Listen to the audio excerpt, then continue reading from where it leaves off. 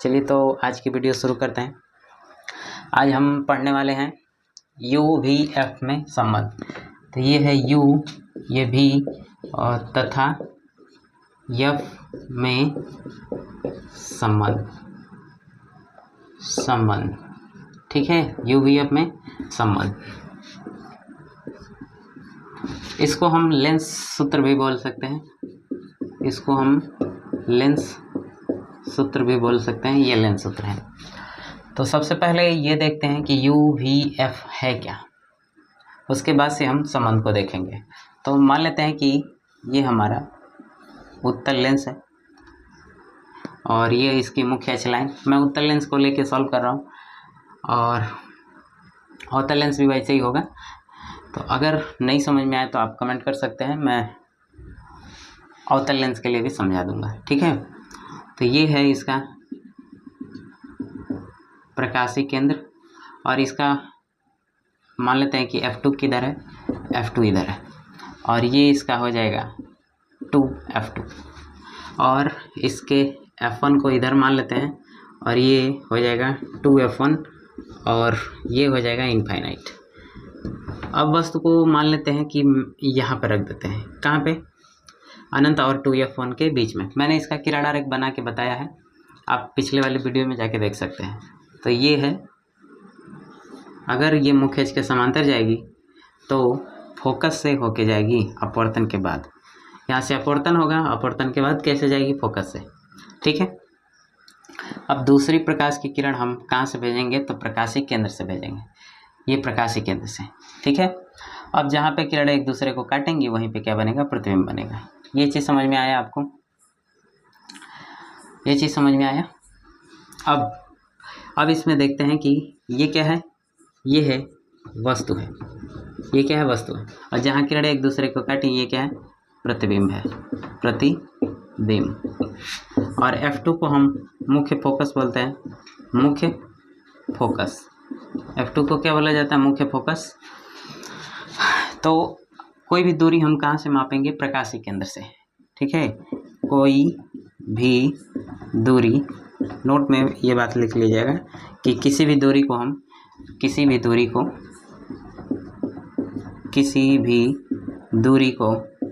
को प्रकाशीय केंद्र से ही मापा जाता है। ठीक है, किसी भी दूरी को प्रकाशीय केंद्र से मापा जाता है। दूरी मापने के लिए कोई ना कोई रेफरेंस पॉइंट होना चाहिए, तो इसके रेफरेंस पॉइंट को मैं प्रकाशीय केंद्र मान ले रहा हूँ। ठीक है, तो यहाँ से अगर वस्तु की दूरी देखी जाए तो इसको हम दिखाएंगे, इसको दिखाएंगे यू से। ठीक है, तो प्रकाशीय केंद्र और वस्तु के बीच की दूरी को हम यू से दिखाएंगे। क्या है, प्रकाशीय केंद्र और वस्तु के बीच की दूरी को हम यू से दिखाएंगे। ये है प्रतिबिंब, तो प्रतिबिंब और प्रकाशीय केंद्र के बीच की दूरी को हम भी से दिखाएंगे। और ये है आपका मुख्य फोकस, तो यहाँ से यहाँ तक की दूरी को हम स्मॉल f से दिखाएंगे। ठीक है, ये चीज़ समझ में आया। तो हमने तीनों दूरियों को दिखा दिया, क्या क्या है।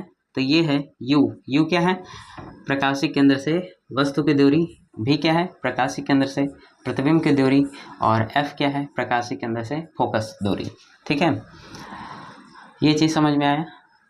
अब हमें ये देखना है कि जैसे मान लेते हैं कि नंबर सिस्टम लाइन है, संख्या रेखा, तो इसको हम जीरो मानते हैं। जो बीच वाला पॉइंट होता है वो जीरो होता है, और जीरो के इधर अगर हम चलेंगे तो इस वाली संख्याओं को हम पॉजिटिव कहेंगे, और जीरो के लेफ्ट साइड हम चलेंगे तो ऐसी संख्याओं को हम नेगेटिव कहेंगे। ठीक है, तो जीरो के अगर राइट साइड चल रहे हैं तो पॉजिटिव हो जाएगा, जीरो के लेफ्ट साइड चलेंगे तो नेगेटिव होगा। तो अगर इसमें अगर मुझे जीरो दिखाना है तो वो जीरो क्या है, सी है, प्रकाशीय केंद्र है। ठीक है, तो यहाँ से अगर मैं इधर चलूँगा तो ऐसी दूरियों को नेगेटिव लिया जाएगा, और इधर चलूँगा तो ऐसी दूरियों को मैं पॉजिटिव लूँगा। ठीक है, अगर इसमें नीचे आएंगे तो नेगेटिव होता है और ऊपर जाएंगे तो कैसा होता है, पॉजिटिव होता है। ठीक है, तो सेम इसी तरीके से इसमें भी होगा कि अगर हम नीचे आएंगे तो नेगेटिव हो जाएगा और ऊपर जाएंगे तो क्या हो जाएगा, पॉजिटिव हो जाएगा। ठीक है, तो लेफ्ट साइड चले तो नेगेटिव, राइट साइड चले तो पॉजिटिव, अगर नीचे चले तो नेगेटिव, ऊपर चले तो पॉजिटिव। ठीक है, तो हमने क्या देखा इसमें देखा यू देखा, भी देखा और एफ देखा। यू भी एफ क्या होता है आप समझ चुके हैं। ठीक है, यू क्या होता है तो मैं यहाँ पे लिख दे रहा हूँ। यू क्या है, ध्रुव प्रकाशिक केंद्र से, प्रकाशिक केंद्र से वस्तु की दूरी, वस्तु की दूरी। ठीक है, भी क्या है, प्रकाशिक केंद्र से, प्रकाशिक केंद्र से प्रतिबिंब की दूरी, प्रतिबिंब की दूरी। ठीक है, और एफ क्या है, प्रकाशिक केंद्र से, प्रकाशिक केंद्र से फोकस दूरी, फोकस दूरी। ठीक है, तो ये तीनों हम समझ चुके हैं। अब हम देखते हैं इन तीनों में संबंध। ठीक है, इन तीनों में क्या संबंध होता है, तो मैं इसको मिटा दे रहा हूँ। अब इन तीनों में संबंध देखते हैं।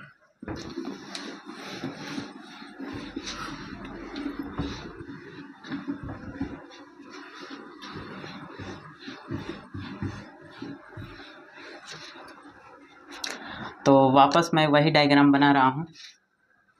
ये है उत्तल लेंस और ये मुख्य अक्ष लाइन हो जाएगा। ये हो जाएगा इसका F2 और ये इसका हो जाएगा 2F2। ठीक है, इसका F1 इधर मान लेते हैं और ये हो जाएगा 2F1 और ये इनफाइनाइट। वस्तु को कहाँ पे रखेंगे, वस्तु को रखेंगे इनफाइनाइट, और आप कोई भी स्थिति लेके देख सकते हैं। ठीक है, तो इसका किरण आरेख मैंने अभी जस्ट बताया। ये है प्रकाशिक है, जहाँ पे कट करेंगी वहीं पे क्या बनेगा, प्रतिबिंब बनेगा। अब इसका नाम दे देते हैं। इसका नाम हो जाएगा ए और ये हो जाएगा बी। प्रतिबिंब का नाम मैं ए डैश बी डैश दे दे रहा हूँ। ठीक है, ये है सी। ठीक है, ये F2 है। अब इसमें हम देखते हैं, तो इसको सॉल्व करने से पहले हम देखेंगे समरूप त्रिभुज। समरूप त्रिभुज क्या होता है, तो हालांकि ये मैंने पिछले वाले वीडियो में बता रखा है, जब मैं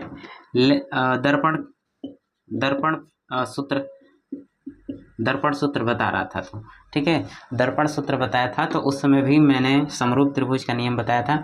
यहाँ भी मैं बता दे रहा हूँ। ठीक है, समझने के लिए। तो समरूप त्रिभुज क्या होता है, समरूप त्रिभुज, तो समरूप त्रिभुज का मतलब होता है कि अगर दो त्रिभुज ये समरूप हो सकते हैं, ये दो त्रिभुज समरूप हो सकते हैं।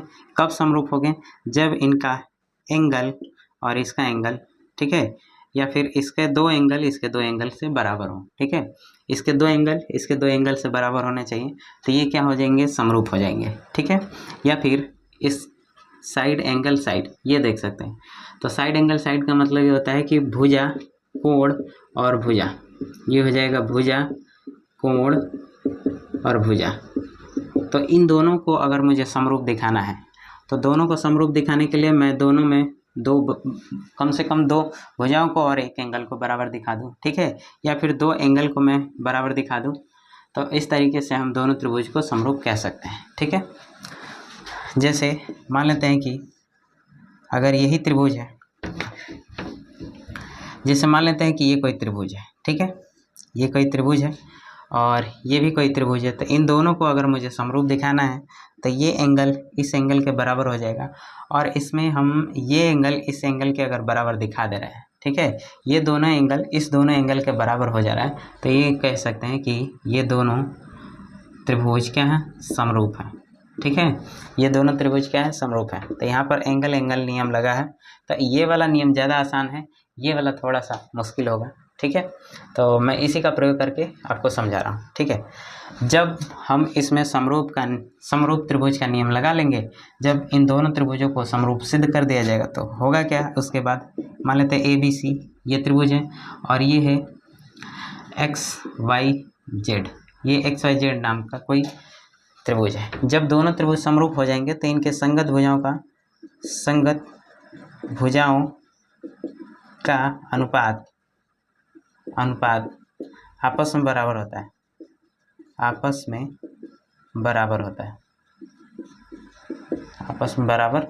होता है, ठीक है। तो जब दो त्रिभुज समरूप हो जाएंगे तो उसके बाद से संगत भुजाओं का अनुपात आपस में बराबर होगा। तो संगत भुजाएं कौन कौन है, इस भुजा के संगत ये भुजा हो जाएगी और इस भुजा के संगत ये भुजा हो जाएगी और इस भुजा के संगत ये भुजा हो जाएगी, ठीक है।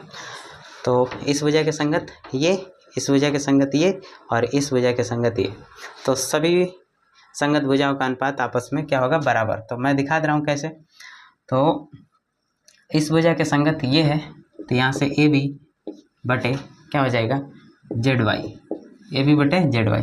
उसके बाद से ये हो जाएगा CA बटे क्या हो जाएगा XZ, ठीक है, CA बटे XZ हो जाएगा। उसके बाद से ये बराबर होगा, ठीक है। और BC के बराबर कौन हो जाएगा, BC के बराबर हो जाएगा YX, इस तरीके से ये है। जब दोनों त्रिभुज समरूप हो जाएंगे तो ये नियम हम लगा देंगे। तो ये नियम क्या है, संगत भुजाओं का अनुपात आपस में बराबर होता है, ठीक है। चलिए तो हम इसमें प्रयोग करके इसको देखते हैं। तो हमें दो त्रिभुज ढूंढना होगा इसमें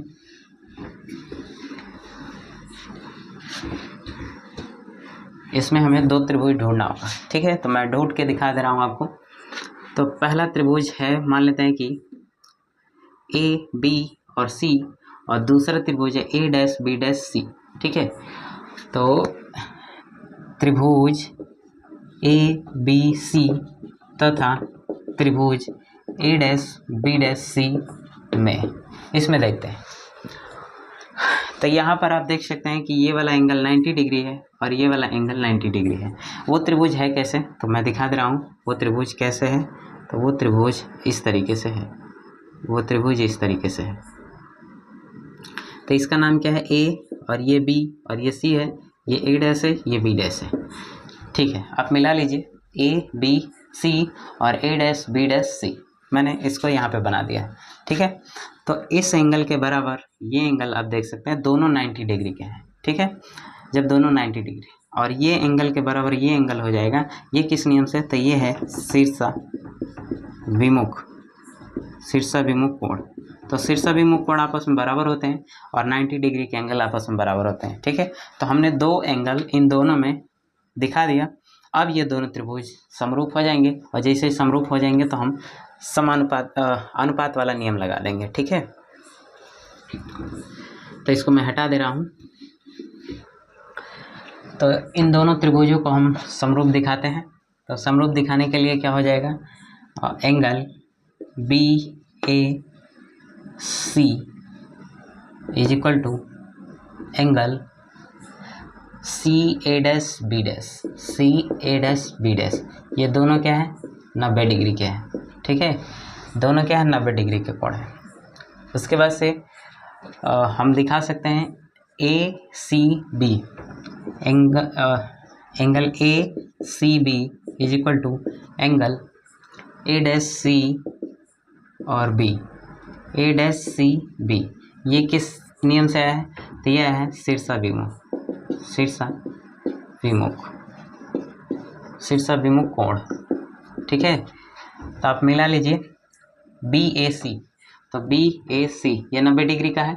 उसके बाद से CA'(B, ये क्या है, दोनों 90 डिग्री के हैं। उसके बाद से इसको मिलाएंगे तो ये है ACB, तो ACB इस कोण की बात हो रही है। उसके बाद से A'(CB, तो ये दोनों क्या है, आपस में बराबर होंगे, किस नियम से, शीर्षा विमुख से। तो जब ये दोनों हम कोण दिखा दिए कि दोनों त्रिभुज, अब जब हम दो कोण दिखा दिए तो ये दोनों त्रिभुज आपस में समरूप हो जाएंगे। तो यहाँ से हम लिख सकते हैं कि त्रिभुज ABC समरूप त्रिभुज ए डैश बी डैश सी। तो अब यहाँ से हम अनुपात वाला नियम लगाएंगे। तो अनुपात वाला नियम क्या है? संगत भुजाओं का अनुपात आपस में बराबर होता है। तो यहाँ से दिखा देंगे ए बी बटे ए डैश बी डैश, ए डैश बी डैश, ठीक है, इज इक्वल टू ए सी। तो ये हो जाएगा ए सी और उसका हो जाएगा ए डैश सी, ए डैश सी, ठीक है, मिला लीजिए। तो इस भुजा के संगत कौन भुजा है? ये है। तो मैंने ए बी के संगत किसको दिखाया? ए डैश बी डैश को, ठीक है। उसके बाद से ए सी के संगत किसको दिखाया? ए डैश सी को। ये हो गया। इसको समीकरण नंबर हम 1 मानते हैं, ठीक है। अब इसी प्रकार हम दूसरे वाले त्रिभुज में भी देखेंगे। तो इसको अब प्रूव करने की कोई ज़रूरत नहीं, बस लिख देंगे इसी प्रकार, इसी प्रकार। तो इसी प्रकार का मतलब कि एक और त्रिभुज देखेंगे। तो वो कौन सा त्रिभुज है? तो हम लेते हैं, आप देख सकते हैं कि इसको मैं M नाम दे रहा हूँ और ये C है। तो यहाँ पर भी 2 त्रिभुज बन रहा है। इसको दिखा देते हैं ये इस तरीके से। तो ये है आपका M और ये है C और क्या है? A डैश B डैश और इस पॉइंट का नाम है F, ठीक है। मिला लीजिए। इसको मैं डार्क कर दे रहा हूँ, ये वाली लाइन, ये वाली लाइन और ये त्रिभुज, ठीक है। त्रिभुज कौन सा? तो MCF2। उसके बाद से दूसरा वाला त्रिभुज कौन सा है? A dash B dash F2, ठीक है। तो आप देख सकते हैं ये दोनों त्रिभुज। तो ये वाला एंगल और ये वाला एंगल 90 डिग्री, यहाँ पे भी शीर्षाभिमुख कोण बन रहा है। तो ये दोनों आपस में क्या है? समरूप हैं। तो मैं लिख दे रहा हूँ कि MCF और समरूप A डैश B डैश और F हो जाएगा, ठीक है। ये F2 है, तो मैं ये F2 है, तो ये F2 है, ठीक है। F2 है। F2 क्या होता है? मुख्य फोकस होता है। तो इसको हम डायरेक्टली F लिख सकते हैं, ठीक है। आगे देखते हैं। तो इसमें भी लगाते हैं नियम। तो MC बटे क्या हो जाएगा? A dash B dash, A dash B dash is equal to क्या हो जाएगा? CF2 बटे क्या हो जाएगा? A डैश F2, ठीक है। इसको हम समीकरण नंबर 2 कह लेते हैं, ठीक है। अब यहाँ पर B M C A ये एक आयत है, ठीक है। ये क्या है? आयत है। ये क्या है? आयत है। ये है B, ये M और ये C और ये A। ये आयत है। तो आयत का मतलब क्या होता है कि आमने सामने की भुजाएं आपस में बराबर होती हैं। तो आमने सामने की आपस में भुजाएं बराबर होंगी तो इसको हम लिख सकते हैं कि A B is equal to MC, ठीक है। ये हो सकता है। तो यहाँ से हम ये MC के जगह पे हम AB लिख सकते हैं, ठीक है।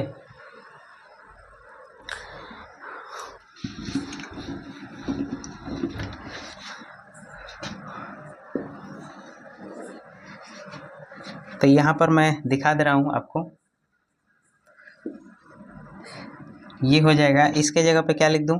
AB, ठीक है। MC के जगह पे क्या लिखा जाएगा? AB। तो ये हो जाएगा AB बटे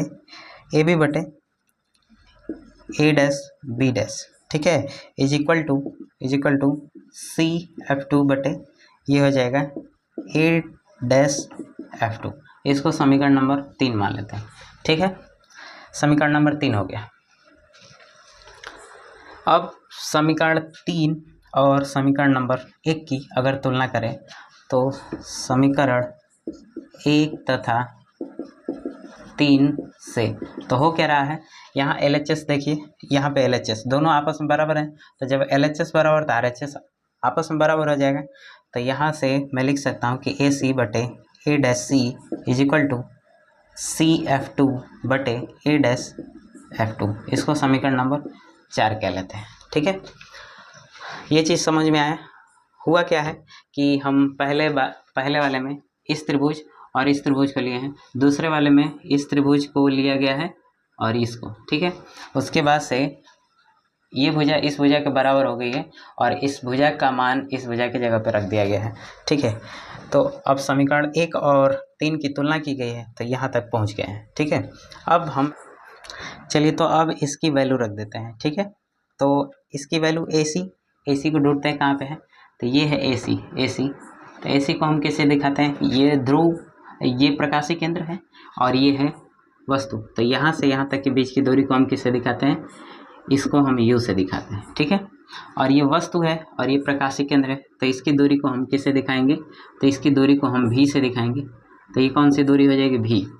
और ये है फोकस दूरी, तो इसको हम किससे दिखाएंगे, इसको हम F से दिखाएंगे, ठीक है। तो ये किस साइड है, ये है आपका नेगेटिव साइड और ये किस साइड है, तो ये है पॉजिटिव साइड, ठीक है।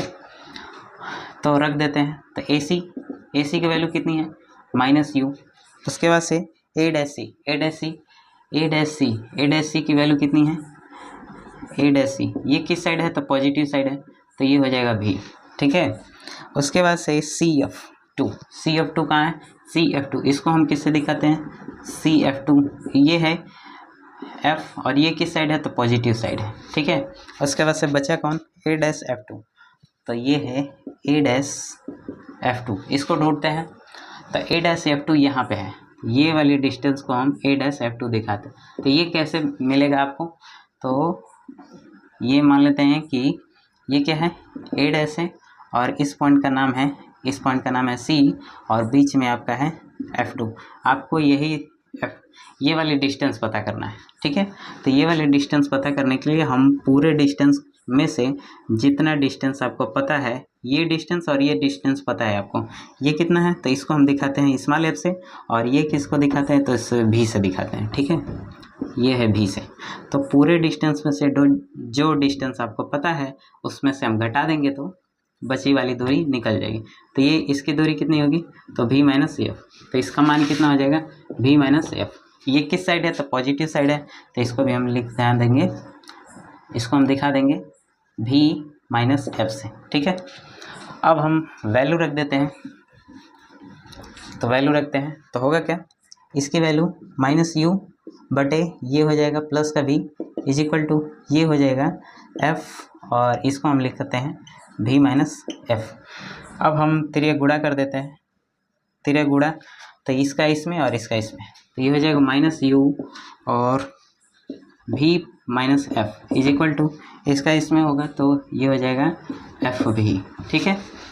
अब गुणा कर देते हैं, तो -UV हो जाएगा और ये प्लस हो जाएगा आपका UF is equal to FV, ठीक है। अब हम क्या करना है कि दोनों पक्षों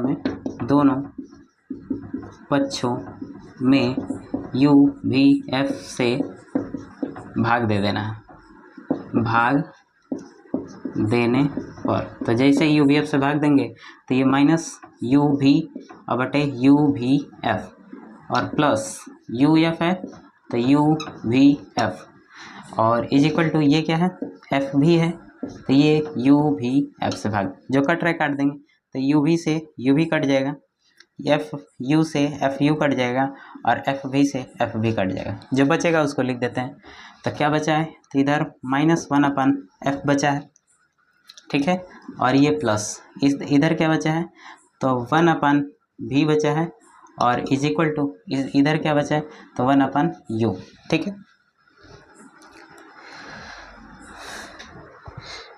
ठीक है, तो अब होगा क्या कि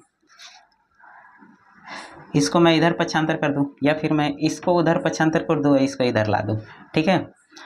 तो इसको जब मैं उधर ट्रांसफ़र करूंगा और इसको इधर लाऊंगा तो होगा क्या, इसके बाद क्या होगा कि ये इधर जाएगा और ये इधर आएगा, तो 1/V अपने जगह पे, ठीक है, और इसको हम बुलाएंगे इधर, तो ये माइनस में हो जाएगा 1/U।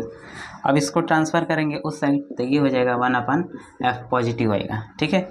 अब इसको हम अरेंज करके लिख सकते हैं, इसको 1/F is equal to 1/V minus 1/U, ठीक है। यही है आपका लेंस फार्मूला, ठीक है।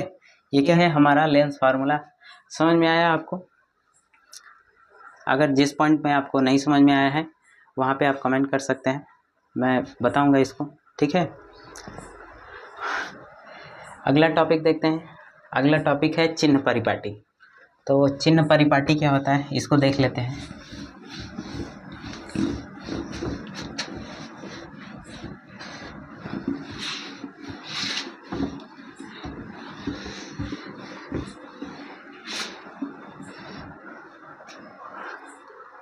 तो चिन्ह परिपाटी में आपको देखना है दोनों लेंसों के लिए। तो अगला टॉपिक देखते हैं। अगला टॉपिक क्या है? चिन्ह परिपाटी। चिन्ह परिपाटी। तो चिन्ह परिपाटी का मतलब क्या होता है? चिन्ह परिपाटी का मतलब ये होता है कि यू भी एफ, ये जो आप दूरियां देख रहे हैं इनका क्या क्या चिन्ह हो सकता है, ठीक है। तो हमें इसमें इनके चिन्ह को निर्धारित करना है। तो ये मान लेते हैं कि ये कौन सा लेंस है?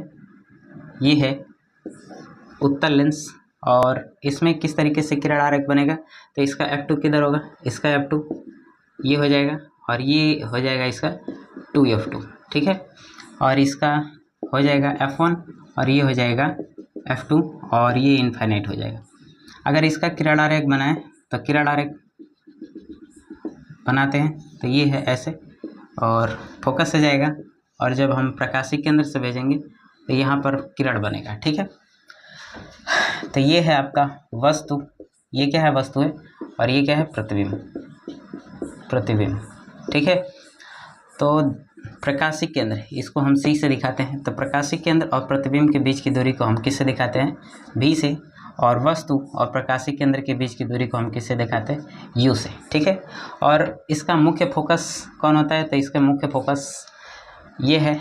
तो इसकी दूरी को हम किससे दिखाते हैं? इसकी दूरी को स्मॉल f से दिखाते हैं, ठीक है। अब इसमें बात की जाए किसमें? तो ये है आपका अवतल दर्प, अवतल लेंस, ठीक है। और ये इसका हो जाएगा प्रकाशिक केंद्र। इसमें F2 किधर होता है? तो इसमें F2 होता है इस साइड, तो ये हो जाएगा F2 और ये हो जाएगा आपका F1। इस पॉइंट को कहेंगे 2F2 और ये पॉइंट हो जाएगा 2F1। अगर हम प्रतिबिंब बनाएं इसका, तो प्रतिबिंब बनाने के लिए वस्तु यहाँ पर होगी और इसका किरण आरेख कैसे बनेगा तो मैं दिखा दे रहा हूँ। ये किरण आरेख ऐसे बनेगा, ये मैंने बता रखा है ऐसे, ठीक है। और ये ऐसे जाएगी, जहाँ पे किरण एक दूसरे को काटेंगी वहीं पे प्रतिबिंब बनेगा। तो F2 क्या होता है? मुख्य फोकस। और ये क्या है? प्रतिबिंब। तो प्रकाशिक केंद्र और प्रतिबिंब के बीच की दूरी को हम B से दिखाते हैं और यहाँ से यहाँ तक की दूरी को हम स्मॉल f से दिखाते हैं। और ये वस्तु है और प्रकाशिक केंद्र, इसके बीच की दूरी को हम किससे दिखाते हैं? U से, ठीक है। तो इसमें हमने कितनी स्थितियाँ देखी थी? इसमें हमने 6 स्थिति देखी थी, 6 स्थिति। तो 6 स्थितियों में 5 स्थिति में प्रतिबिंब इस साइड बना था और लास्ट वाली जो छठी स्थिति थी उसमें प्रतिबिंब इस साइड बना था। तो इसमें प्रतिबिंब आभासी और वास्तविक दोनों बन रहा है। लेकिन इसमें देखा गया कि केवल 2 ही स्थिति थी। पहली स्थिति कहाँ पे बना था? फोकस पे। और दूसरी स्थिति यही है, ठीक है। तो अगर मैं U की बात करूँ तो U किस साइड है? तो U है आपका नेगेटिव साइड। इधर रखेंगे तो ये नेगेटिव, इधर रखेंगे तो ये पॉजिटिव, ठीक है। इसमें भी ये प्रकाशिक केंद्र है तो प्रकाशिक केंद्र के लेफ्ट साइड नेगेटिव हो जाएगा और प्रकाशिक केंद्र के राइट साइड क्या हो जाएगा? पॉजिटिव हो जाएगा, ठीक है। तो U की बात करूं तो U किस साइड है? तो U है नेगेटिव साइड, तो U का मान नेगेटिव होता है।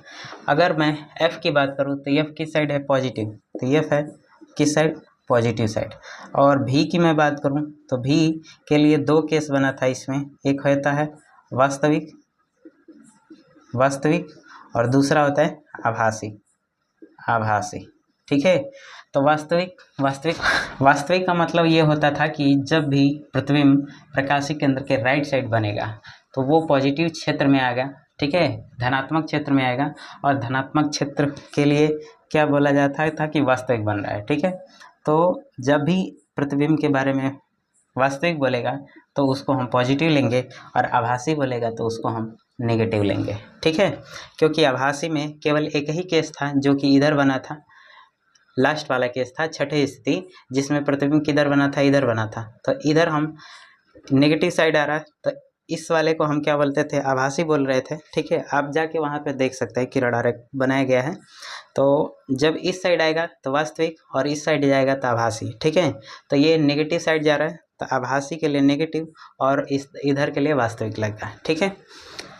तो ये है UVF का चिन्ह। U का चिन्ह क्या है? नेगेटिव, एफ का चिन्ह क्या है पॉजिटिव, और भी के लिए दो केस, जब वास्तविक बोलेगा तो पॉजिटिव और जब आभासी बोलेगा तो नेगेटिव।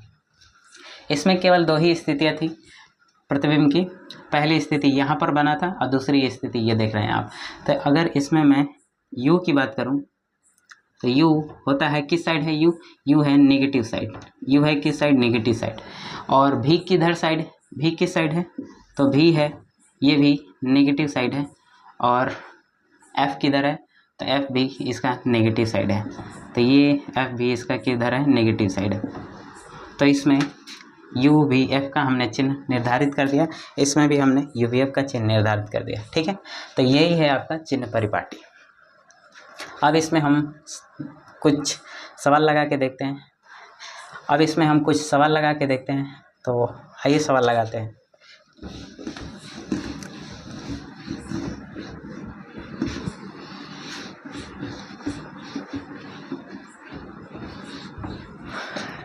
तो क्वेश्चन नंबर 1 कह रहा है कि 20 सेंटीमीटर फोकस दूरी वाले उत्तल लेंस के सामने उत्तल लेंस के सामने 10 सेंटीमीटर दूरी पर रखी वस्तु के प्रतिबिंब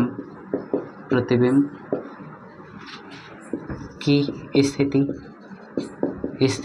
ज्ञात कीजिए, ठीक है, स्थिति ज्ञात कीजिए। तो इसको सॉल्व करते हैं। तो ये सॉल्यूशन सबसे पहले लिखेंगे, दिया है क्या दिया है, तो फोकस दूरी कितना दिया है, 20 सेंटीमीटर। तो इसको हम F से दिखाते हैं, 20 सेंटीमीटर। किस लेंस में बात कर रहे थे, उत्तल लेंस में, तो उत्तल लेंस, ठीक है। तो उत्तल लेंस की फोकस दूरी धनात्मक होती है। अब उसके सामने 10 सेंटीमीटर दूरी पर क्या रखा है, वस्तु रखा गया है। तो U की बात करें तो U हमेशा नेगेटिव होता है, U नेगेटिव होता है। तो कितना, 10 सेंटीमीटर दूरी पर। पूछ क्या रहा है, भी का मान पूछ रहा है, ठीक है, भी का मान पूछ रहा है। तो फार्मूला लिखते हैं 1/f = 1/v - 1/u, ये है हमारा फार्मूला। अब इस पर रख देते हैं। तो 1/f, f की वैल्यू कितनी है, 20 = 1/v और -1/u की वैल्यू कितनी है, -10, ठीक है। ये कितना हो जाएगा, प्लस में हो जाएगा। तो 1/20 = 1/v और प्लस 1/10, ठीक है, ये 10, ये इधर ट्रांसफ़र होके आएगा। तो 1/20 और -1/10 = 1/v। अगर सॉल्व करेंगे तो ये हो जाएगा 20 एलसीएम हो जाएगा, तो 1 और -2 = 1/v, ठीक है। तो इसको सॉल्व करेंगे तो ये हो जाएगा -1/20 = 1/v। तो v की वैल्यू यहाँ से क्या आ जाएगी, ट्रांसफ़र करेंगे तो v = -20 सेंटीमीटर, ठीक है। माइनस क्या बता रहा है, माइनस बता रहा है कि प्रतिबिंब कैसा बना है, तो प्रतिबिंब बना है आभासी, ठीक है, आभासी प्रतिबिंब बना है, ठीक है। ये है क्वेश्चन, समझ में आया इसका सॉल्यूशन।